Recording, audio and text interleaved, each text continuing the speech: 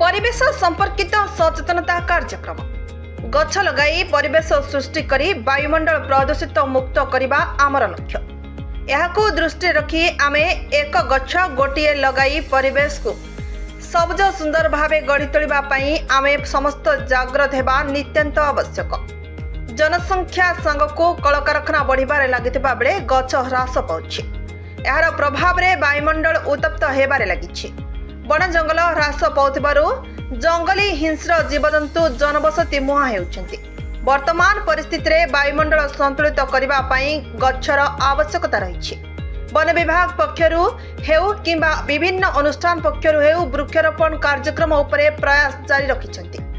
एही परिप्रेक्ष्य रे ढेंकानाल जिला परजंग ब्लॉक पीतिरी ग्राम पंचायत कार्यालय रे बुधवार दिन परिवेश संपर्कित एक सचेतनता कार्यक्रम अनुष्ठित होइतिला। समाजसेवी प्रद्युम्न कुमार राउल एवं गणमाध्यम प्रतिनिधि सुबल राउत को नेतृत्व में आयोजित कार्यक्रम में परजंग विधायक विभूति भूषण प्रधान मुख्य अतिथि भाव जोग देथिले।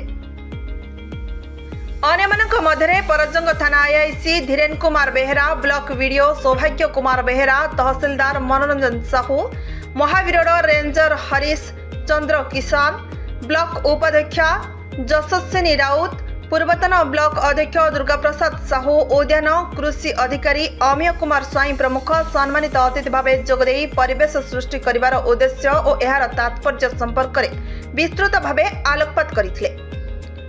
परिवेशविद सुधाकर नायक, अंतर्जामी बेहेरा, परजंग महाविद्यालय अध्यापक कुलमणि बेहेरा, कमल किशोर भोई, दीपक कुमार गोछायत, संतोष कुमार राउत, शरदचंद्र साहू, अमूल्य कुमार साहू समेत अंचल बहुमान्यगण व्यक्ति उपस्थित रही गछ लगाइबारे उपकारिता, गछ लगाई परिवेश प्रदूषित मुक्त करबा पई आमको गोटिए गोटिए गछ लगाइबा नितांत आवश्यक बोली निज निजर मत साब्यस्त करथिले।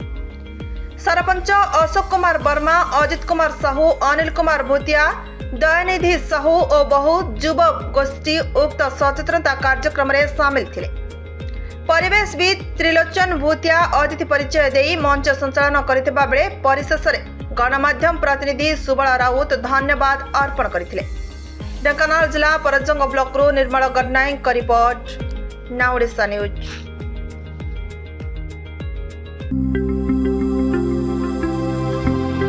लेटेस्ट न्यूज अपडेट पाई www.nowodisha.com को लॉगिन करंतु।